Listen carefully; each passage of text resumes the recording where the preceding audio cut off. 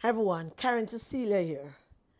I trust you enjoy that. Well, I don't know if I should use the word enjoy, but I trust you truly listened to the first story that I sent, and I trust that you have listened to the second one as well. I want to bring another story, and there's a story that is well documented actually historically.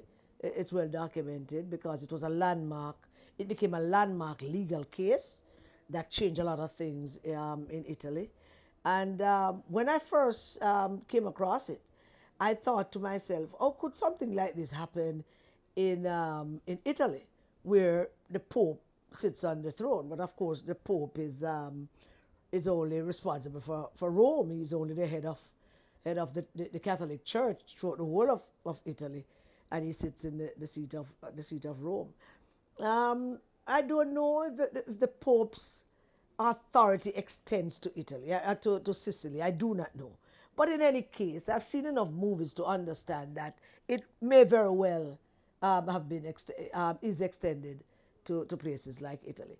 And this is not a story that is not something that happened many moons ago. I mean, it is amazing how recent some of these things are. I mean, recent like 50 years, and 40 years. Stuff is that 16 something or 17 something it happened. All of these things happen in 19 something. I want to tell a story about a young girl who who wanted a different life. She wanted to move away like so many other young girls wanted to at the time, and probably some still do in some parts of the world. They want to leave the little dead end town that they were born in and grew up in and watch their parents struggle and suffer in, and they dream of different things. And so, many of them want to leave their hometown and go look at different things. There's a story of one such young lady who had such dreams, and because of a relationship she had with a young man who thought that she belonged to him and all the rest of it, and how things unfolded. And she didn't set out to change laws or change the world or anything, but it so happens that her story was so powerful at the time that it did change a lot of things, not only in Sicily, but I mean, how people view these things. So it was Sicily, 1965. Young lady's name is Franca Viola, and she had a future ahead of her.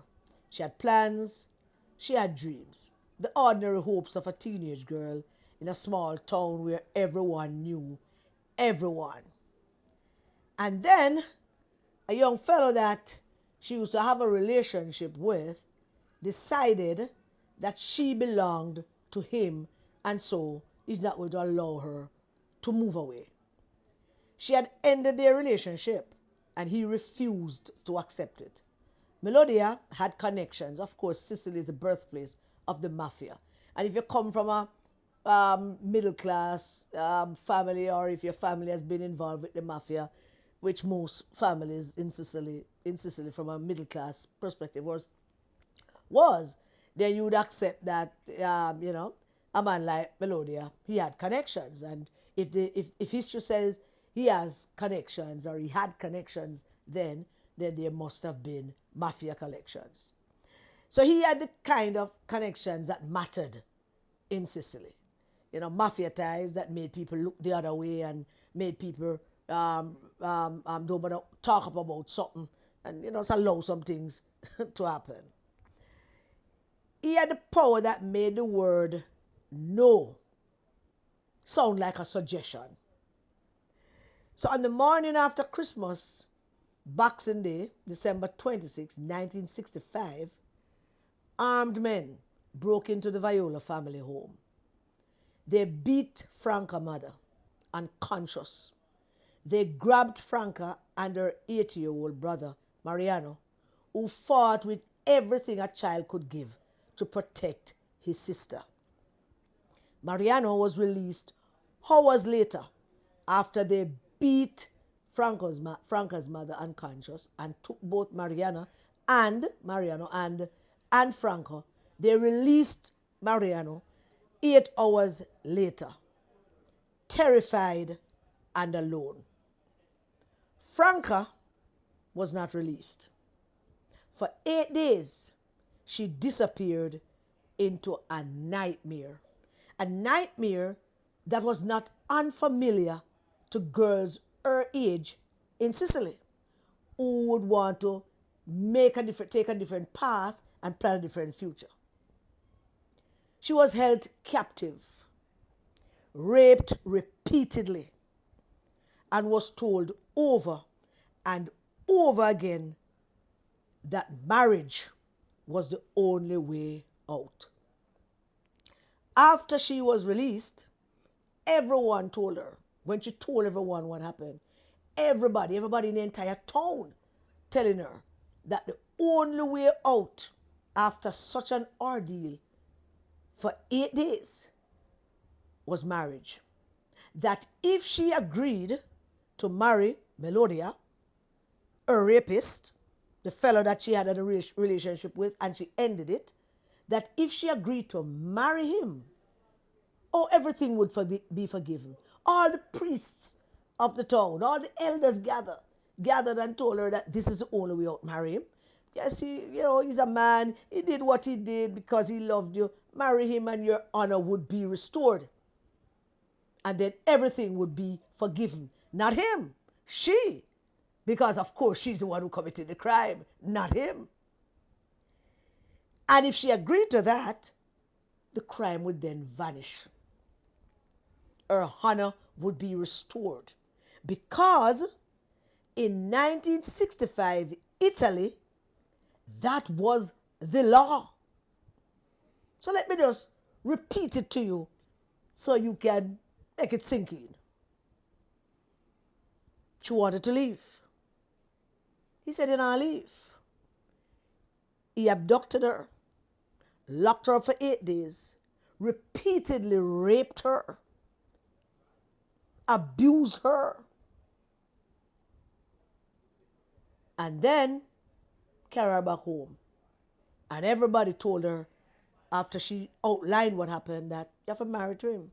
That's the only way the crime would vanish. And the crime, of course, was hers, not his. And everything would be forgiven and we would move on. Why were they saying that? They were saying it because in 1965, Italy, the entire country of Italy, that was the law. Yeah? The law, Article 544 of the Italian Penal Code, had a name for it. It's called rehabilitating marriage. There's an Italian name for it, matrimonio reparatore, something to that effect. But in English, it is rehabilitating marriage. So it is Article 544 of the Italian Penal Code, the rehabilitating marriage. It is a law where a rapist who married his victim walked free. He's not a rapist. No charges, no police station, no prison, no punishment, no consequences. The logic, of course, was medieval, but the law was very, very modern. If a man ruined a woman, ruined her completely, he could repair her by making her his wife, dress her up in white, have a big party. Yeah. And her trauma became his escape route. Her body would then become his legal defense. I want you to sit on that for just a minute. This is 1965. This is not 1865. This is not 1765. This is not 1665. This is 1965. Where a woman's rape and trauma became an escape route and a legal defense for her rapist. This wasn't ancient history happening in shadows. This was happening in a time when we thought It was a modern world. This was happening while the Beatles was topping the charts. This was happening while humans prepared to walk on the moon. This was happening when the world was calling itself civilized. When Franca was finally released and came home to a community that had already made its decision, all the elders had already gathered. Everyone, her neighbors, her church, even members of her own family, particularly the women, expected her to do what women always did: accept the marriage proposal, disappear into a life built on violence. It was the only way to survive in Sicily. The only way to avoid being marked forever as a dishonored woman. A woman no one would marry. A family no one would respect. And Franca Viola looked at the man who had destroyed her and looked at everyone surrounding her. And she said, no. Plain and simple. It wasn't even loud. Just no. And of her entire family, including her mother and her sisters, her mother, who was beaten unconscious by the same man, and her sisters who were not there, of all that family, the only person who stood beside her was her father, Bernardo. Her father, Bernardo, stood beside her and he said, my daughter's honor is not for sale. And he told anyone who would listen, that is the argument. Together, Bernardo and Franca, they did what no Sicilian family had ever done publicly. They went to the police. They filed charges. They demanded justice. You can imagine. Place your mind into 1965 Sicily and just imagine what took place then. The backlash was immediate and it was brutal. Their farmland was set ablaze in the night. Neighbors stopped speaking to them. The Viola name became mud. Once respected, became a curse word in Alcamo. In a culture where honor meant everything, they were told that they had chosen shame. A father defending the honor of his daughter, who was brutally raped by a man who believed that she belonged to him, was told that they had chosen shame. But young Franca never wavered. She went through it. The trial began in 1966. Courtrooms overflowed. Newspapers across Italy sent reporters. For the first time, the entire nation was forced to confront a law most had never questioned. In 1965, how could this still exist? How could modern Italy tell a 17-year-old rape victim that her only path forward was marrying a rapist? How? Of course, the country split. Some called Franca a hero. Others called her a disgrace to Sicilian tradition. Of course, the tradition is to, I can rape you and beat you and lock you up for 8 days and abuse you, and then you're married to him. And go push out some children for him and everybody laugh and happy and dance and sing. Every newspaper, every dinner table, every church became a battleground over one simple question. Does a woman's life belong to her or to the man who takes it? In the end, the court answered clearly. Filippo Melodia was convicted and sent to prison for 11 years. Franca Viola became the first Italian woman in recorded history to refuse to marry her rapist, to refuse that law and successfully prosecute her rapist. You can imagine.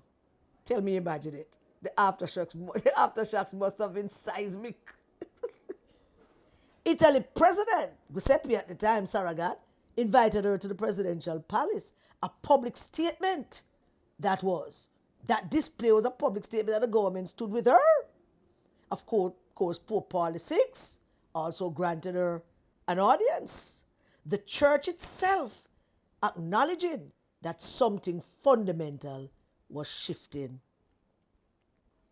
In 1968, Franca got married to a childhood friend who loved her without conditions, who saw her not as damaged goods, but as the bravest person he had ever known. Their wedding was beautiful. It was more than a ceremony. It was proof that a woman who refused to be silenced could still have everything the world tried to take from her. But here's the thing. Here is the kicker.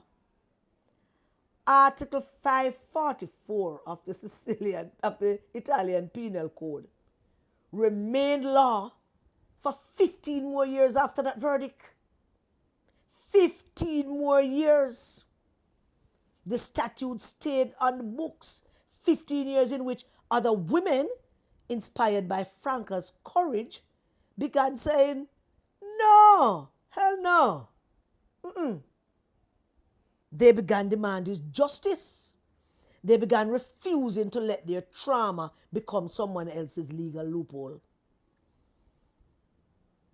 Things were falling apart in that part of the world. Finally, in 1981, the Italian Parliament voted unanimously to abolish that law, Penal Code 544. Rapists could no longer escape prison by marrying their victims. The law that had stood for generations upon generations upon generations fell. Fell because one 17-year-old girl refused to accept that her suffering was the price of someone else's freedom. Franca Viola. She never wanted to be famous. She never sought any kind of attention. She wanted to move away from her small town and seek a different life, a better life. She lives quietly now, her wife and with her husband and children, surrounded by children and grandchildren. She rarely grants any interviews. As I tell you, it's a well-documented story. But she once said that she was never interested in being a symbol. But what Franca never understand, and probably still don't understand, is that history doesn't ask permission for symbols and heroes. History doesn't ask permission. Her story became the story of every woman told to be silent. Every girl taught that survival meant submission. Every victim informed that justice was less important than appearances. Her story, was that symbol. She proved something the world needed to hear. She proved that a woman's honor is not destroyed by what's done to her. It's defined by how she responds. Italy told her to marry her rapist or live in shame. A shame that would have been hers instead of his. But she chose justice. And by choosing justice, a nation changed forever. I love Franca Viola. I do. Thank you all so very much for listening. God bless you all. Stay safe, everybody, and do keep your children safe.